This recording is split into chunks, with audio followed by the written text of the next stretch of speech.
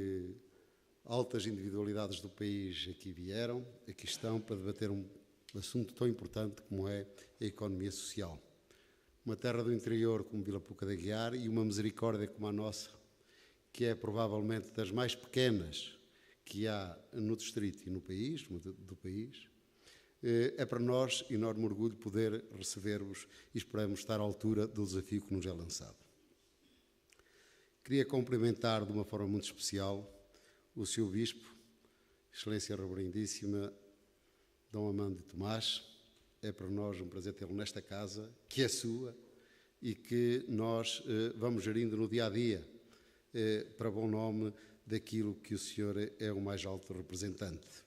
Depois o Padre Lino Maia, uma figura a nível nacional que nós pela primeira vez estamos nesta casa e que para nós é o símbolo daquilo que é o humanismo e a dedicação aos outros, traduzido naquilo que ele dirige na CNIS e em representação das IPSS. Muito obrigado pela sua presença.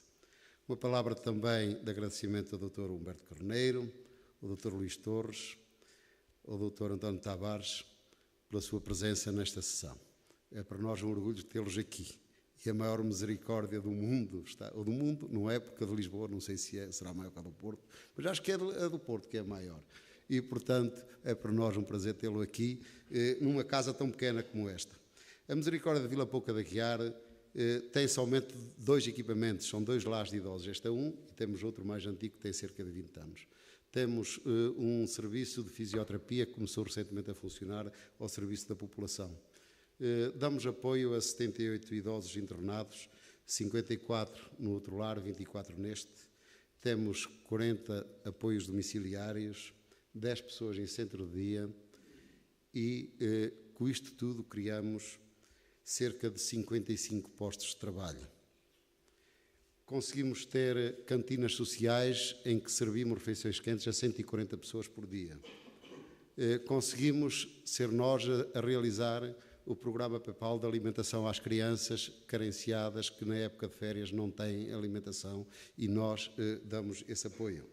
Conseguimos criar um banco de ajudas técnicas graças a um protocolo que fizemos com uma instituição internacional e temos ao dispor da população um enorme banco de ajudas técnicas. É esta a nossa pequenez, que é também uma grandeza em termos humanos e solidários. Pediram para que eu dissesse algumas palavras sobre aquilo que é a minha experiência de cerca de 20 anos, já é tempo demais, à frente da Misericórdia e desta instituição. E por isso eu vou, com certeza, dizer e fazer-vos aqui uma intervenção de alguns minutos, em que muitos não terão paciência, se calhar, para me ouvir, mas revelar-me-ão as faltas que eu cometer e as falhas que tiver. É o pensamento de alguém que juntou o pouco que sabe àquilo que conhece. E por isso eu gostava de começar por vos dizer que não é novidade para nenhum de nós que Portugal e o mundo, com especial enfoque a Europa, atravessam momentos difíceis e conturbados, originando a que a atualidade seja cada vez mais falar em economia social.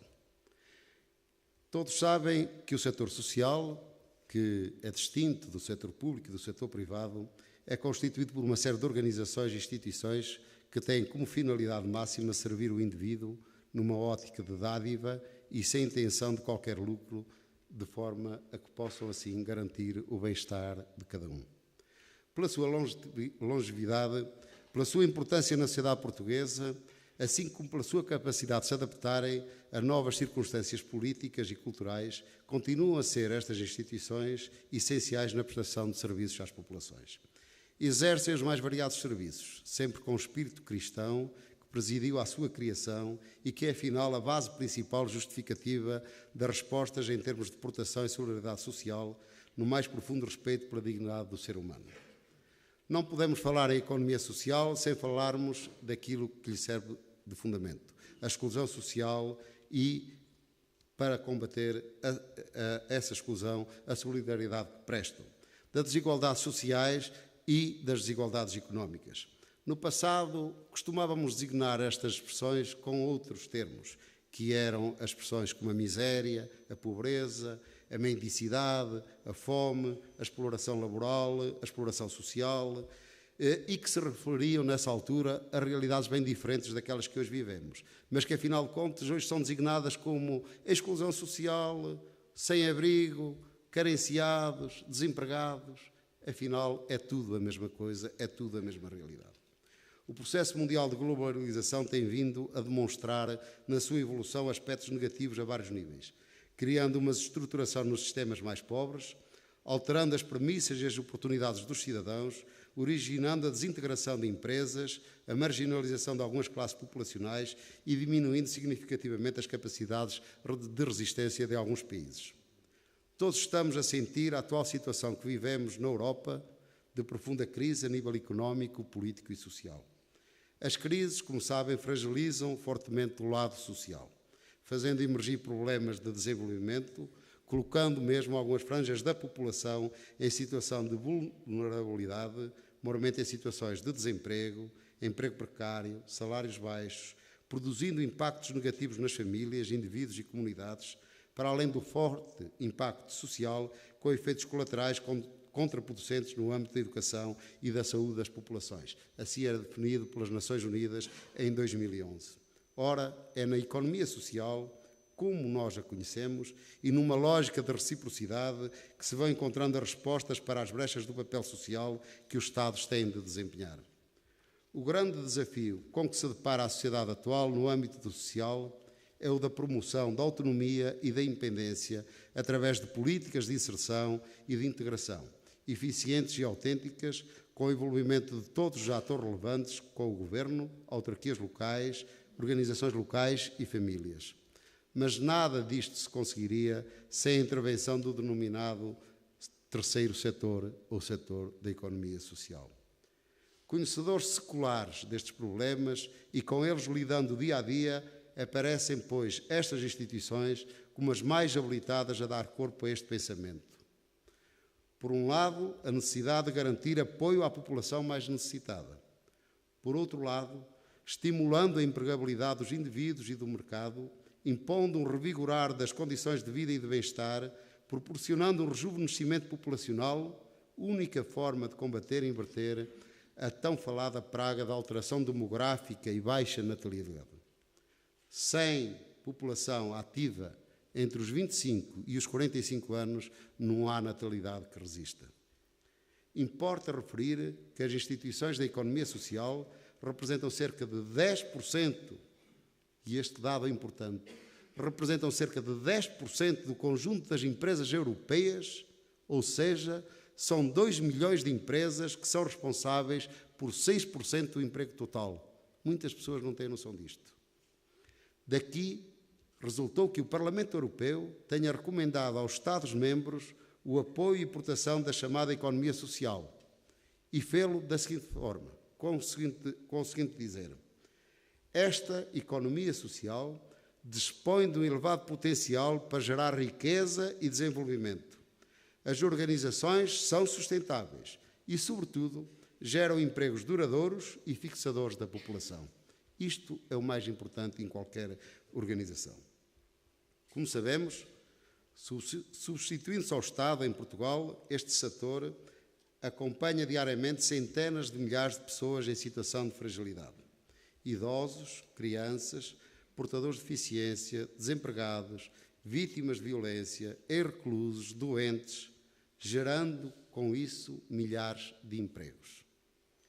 Ninguém duvida que a intervenção social é maioritariamente levada a cabo por uma sociedade que é a sociedade civil, através das instituições que o próprio Estado acaba por subsidiar, porque elas são um parceiro indispensável ao papel social que o próprio Estado tem de desempenhar. As IPSS fazem assim parte fundamental da satisfação das necessidades dos indivíduos ao nível local. É que no passado existia uma singular e natural que se chamava Sociedade de Providência, baseada na família e no sistema de produção então vigente, em que cada um encontrava no seio familiar, nas relações de parentesco e na comunidade envolvente, aquilo de que necessitava para a sua subsistência. Havia tempo para cuidar das crianças e dos idosos, dos diminuídos e dos doentes. Hoje tudo isso terminou. Hoje em pleno século XXI, no já referido mundo globalizado, ninguém dispõe de tempo. Este é, talvez, inquestionavelmente, o maior custo social do desenvolvimento.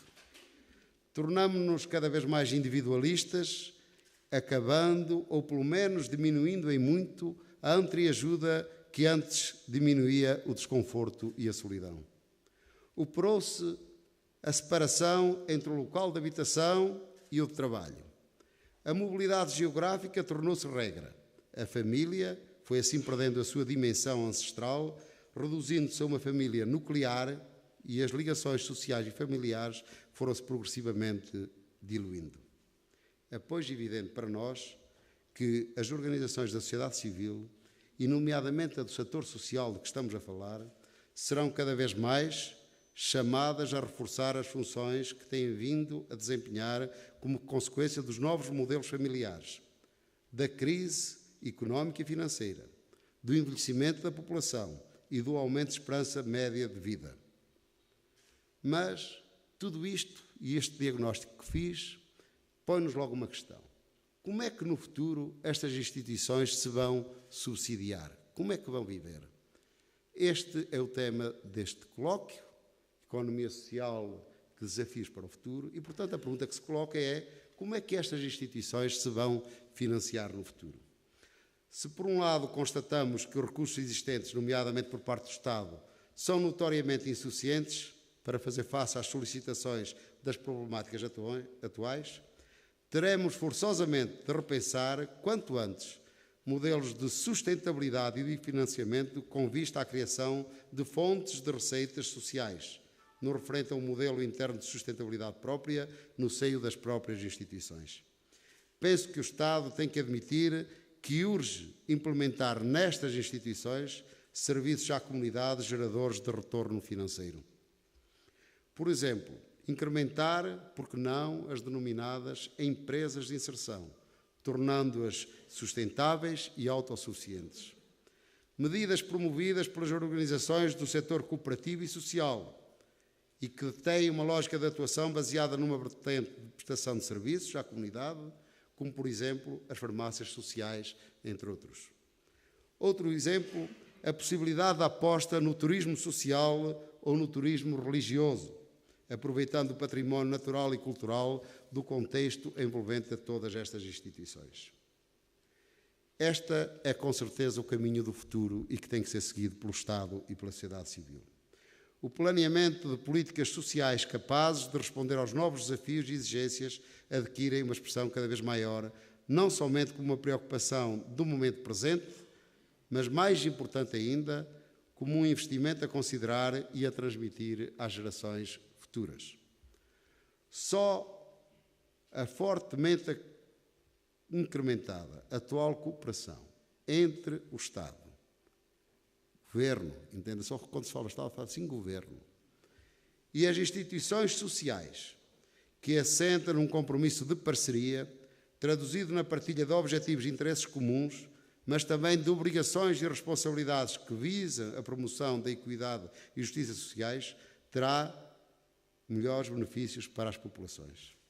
As instituições têm de saber que as condições de parceria se manterão estáveis e duradouras, não podendo estar dependentes das mudanças de governos, tanto mais que ainda, num passado próximo, recente, a estratégia social do governo, e nós, os que cá estávamos, vivemos isso, passava por considerar a economia social e o setor como fundamentais para, não fundamentais para a população.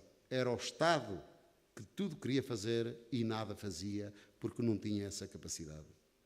Só a certeza de que esta parceria entre as instituições e o Governo se manterá, fortalecerão cada vez mais os serviços numa lógica de responsabilidade social e garantirá que os mesmos se continuarão a pautar por uma lógica de qualidade ao serviço das populações. Esta lógica de compromisso de cooperação responsável e transparente é imperativo ser reforçada entre o Estado e as instituições, envolvendo-as cada vez mais num processo de melhoria contínua e capacitando-a obrigatoriamente no sentido de responderem não apenas em quantidade, mas também em qualidade àquilo que lhe é exigido. Pensar em organizações do setor social é pensar em instituições cujo objetivo é servir as pessoas e a comunidade, prestando serviços capazes de suprir as necessidades que estiveram na gênese da respectiva Constituição e atuando como agentes de desenvolvimento local. É por isso que a economia social, principalmente numa época de crise, é a única que assegura de modo solidário muitos dos apoios indispensáveis à manutenção da harmonia e coesão social.